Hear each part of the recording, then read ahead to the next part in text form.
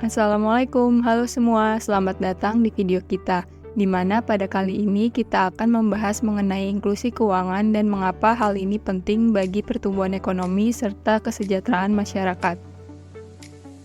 Pernahkah kamu melihat seseorang di sekitarmu terbatas dalam kemampuannya untuk mengakses layanan keuangan yang penting?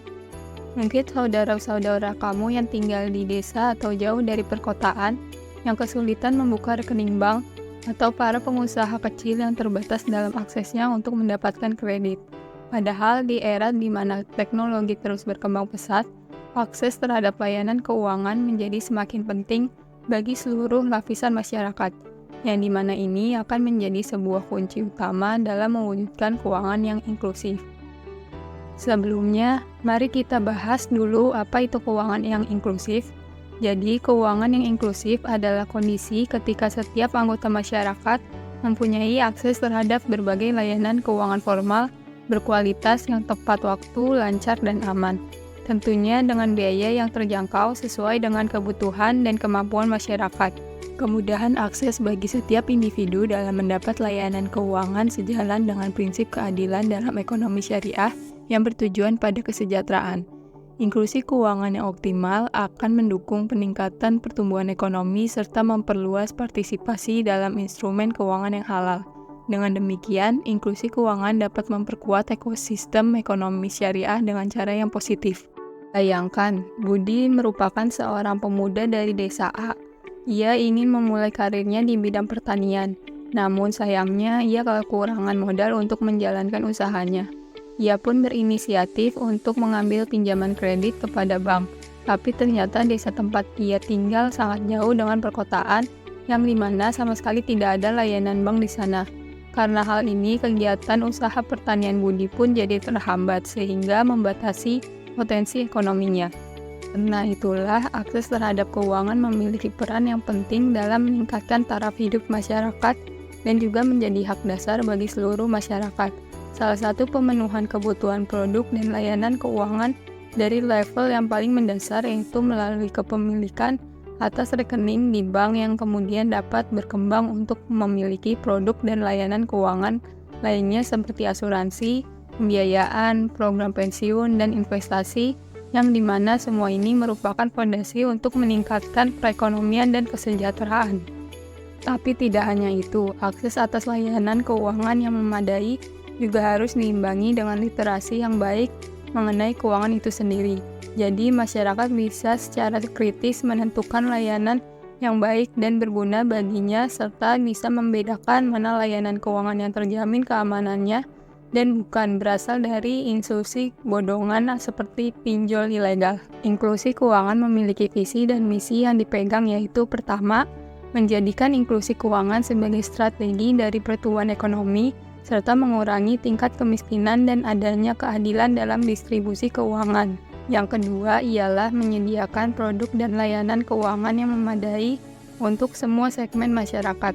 Jadi tidak hanya masyarakat menengah atas saja yang dapat merasakan layanan keuangan yang memadai dan efisien. Yang ketiga adalah meningkatkan pengetahuan masyarakat luas mengenai layanan keuangan.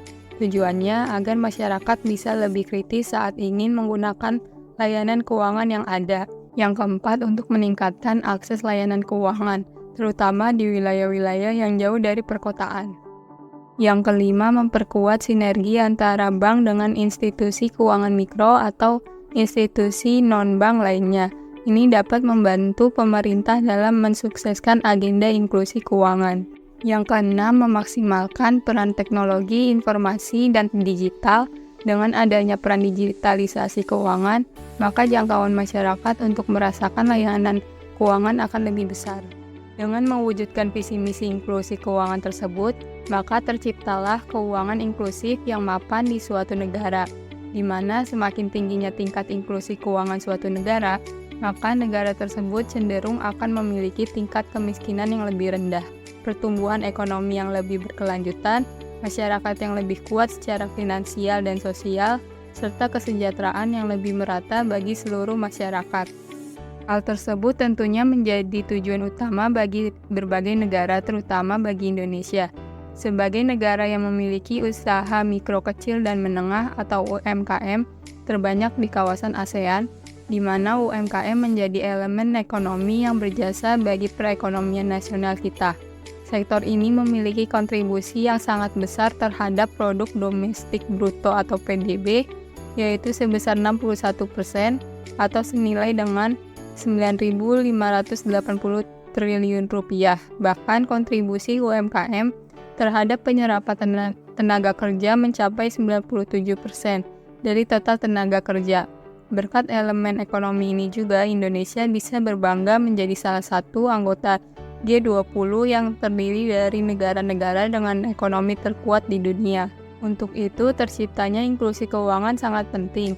Melalui upaya inklusi keuangan yang terarah dan berkelanjutan, UMKM dapat mengakses sumber daya keuangan yang diperlukan untuk mengembangkan usaha mereka. Dengan semakin berkembangnya UMKM, maka dampaknya bisa sangat positif bagi perekonomian lokal maupun nasional, yang pada gilirannya akan mendorong pertumbuhan ekonomi yang lebih merata dan berkelanjutan bagi seluruh masyarakat. Untuk mencapai potensi positif ini, UMKM perlu adanya upaya bersama dari pemerintah, lembaga keuangan, dan sektor swasta.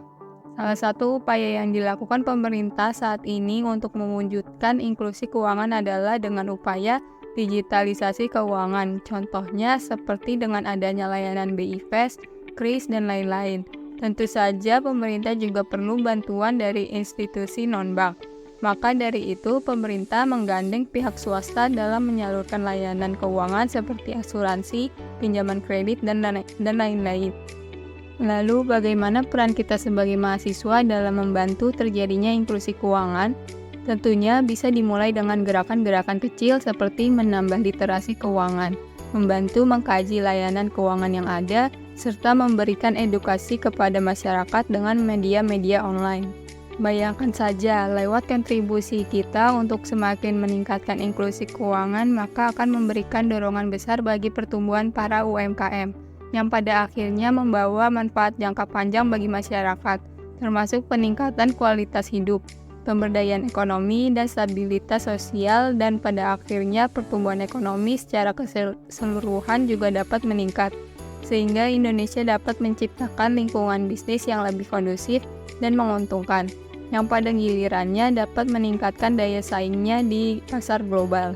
Nah, kita jadi tahu bukan betapa pentingnya inklusi keuangan dan apa saja dampak positif yang bisa terjadi jika kita mampu meningkatkan inklusi keuangan.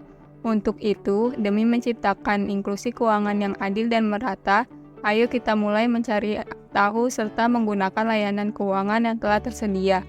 Bersama kita bantu Indonesia memajukan perekonomian ke yang lebih baik. Dengan inklusi keuangan, setiap orang memiliki kesempatan untuk mengukir masa depan yang lebih baik.